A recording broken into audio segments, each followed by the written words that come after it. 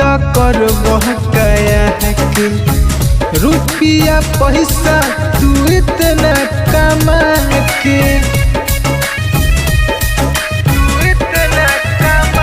हमारी एको न बात कबू महनी हेला खाली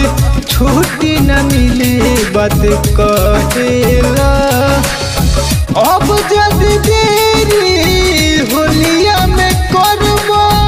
मर जाइब खाई जहरिया के